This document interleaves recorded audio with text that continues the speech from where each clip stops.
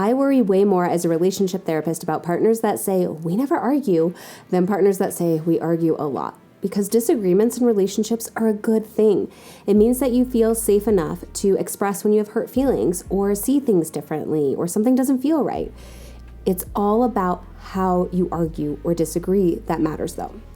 And this is not a skill that we are often taught or have modeled well for us. So today I'm going to be sharing some scripts for what you can say during conflict or arguments or disagreements. And you can even write these down and refer to them during these conversations. I know at first it may seem forced or robotic, but that's okay. You're learning a new skill. Over time, as with any new skill, you're going to get more comfortable with it and make it your own.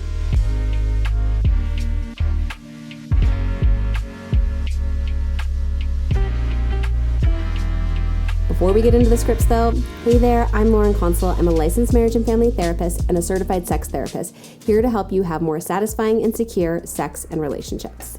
Number 1, scripts for validating your partner's feelings. When conflict arises, it is so easy to get defensive or focus on proving your point. But one of the quickest ways to de-escalate a tense situation is to acknowledge your partner's feelings. Now, validation does not mean that you agree with them. It means that you are acknowledging that these feelings are true and real for your partner, even if you disagree or think they are wrong. You can still validate your partner because their feelings are still valid. Feelings are always valid. How they manifest are not always. So what you are validating is the feeling. So you can say something like, I can see how upsetting this is for you. Or, I hear how disappointed you feel.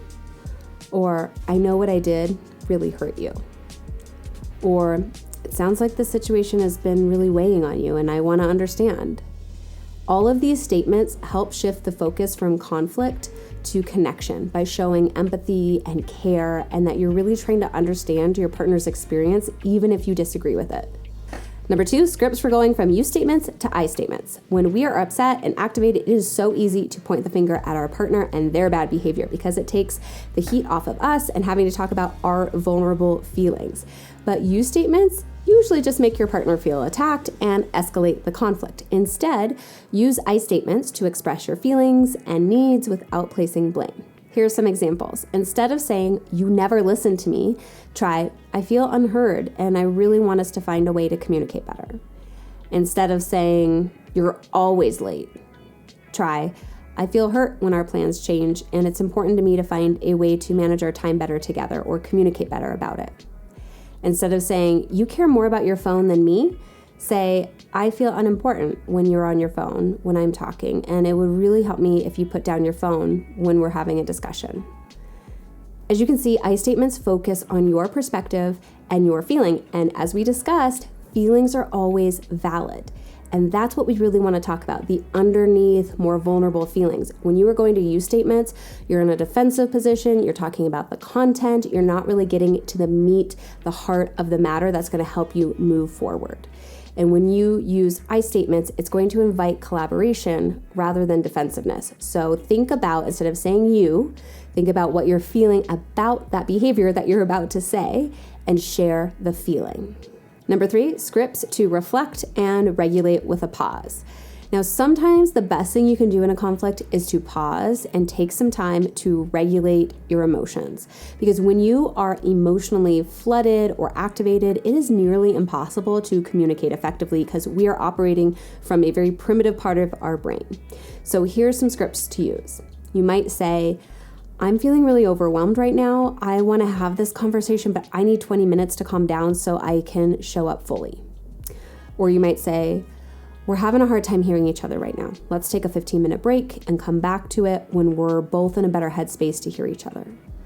Or you might say, I know this is a hard conversation for both of us and we both want to be heard. I'd love to give you a hug right now and just breathe together before continuing. The key here is to commit to revisiting the conversation after whatever break you agree to. If you don't return to the issue in that time frame, it can create distrust moving forward. Now, if you still aren't ready to come back to the conversation when the allotted time is done, that is totally okay, but you still need to come back together and acknowledge that, hey, I'm not quite ready yet. This is really important to me. Let's come back together in another 20 minutes, an hour, or whatever it is. So the key here is to acknowledge that you are activated or that we are activated and that we are going to take a break and that We are taking this break because we want to hear each other and work as a team. You want to also be careful, though, not to weaponize this. It's not about you need a break, right? We're not going to those you statements. It's either I or we, because you guys are working as a team to regulate together. Number 4, scripts to reframe the conflict as a team issue. Ineffective conflict can feel like a battle between two opposing sides, you against your partner.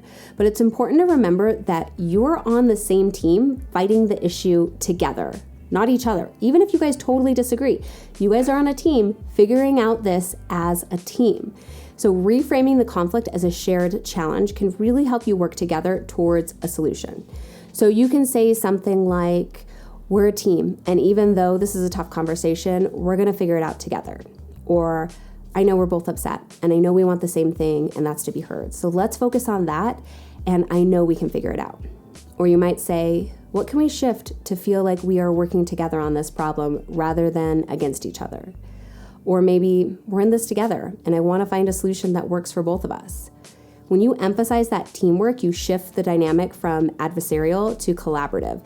And you can also preempt difficult conversations with these statements. I love when partners do that. If you're going into a difficult conversation, a topic that's hard for you guys can start with, hey, I know this is hard, we're a team, we're in this together, and then also end it in that way. So you have these touch points before and after the difficult conversation where you guys are reminding each other, reminding your brains and your nervous systems, we are a team, and this is safe even if it's hard. Number 5, scripts for validating and taking responsibility. Sometimes conflict arises because one or both partners feel misunderstood or wrong. Acknowledging your role in the situation, even if it's small, can go a long way in de-escalating tension. So you might say something like, I didn't handle that the best way, and I'm really sorry. Or, I know my actions hurt you. While that was not my intention, I am really sorry what I did hurt you. Or, I want to take responsibility for my part in this. Help me understand how what I did made you feel. So it's not that you always need to know exactly what it is, but having curiosity and wanting to understand better so you can take that accountability is really important, because taking accountability really shows humility and reinforces that your relationship is more important than being right and that you guys are working as a team. Number 6, scripts for reassurance and connection. Even in the middle of conflict, it's important to remind your partner that you care about them and the relationship.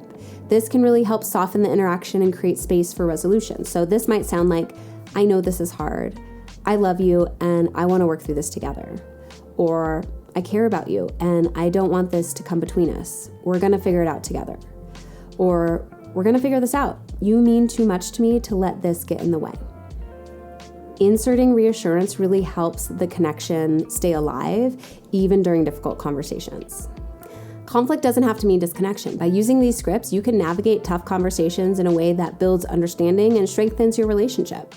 Now, I'm curious, which of these scripts do you find the most helpful? Let me know in the comments below, and if you want more content on having more secure and satisfying sex and relationships, be sure to follow along.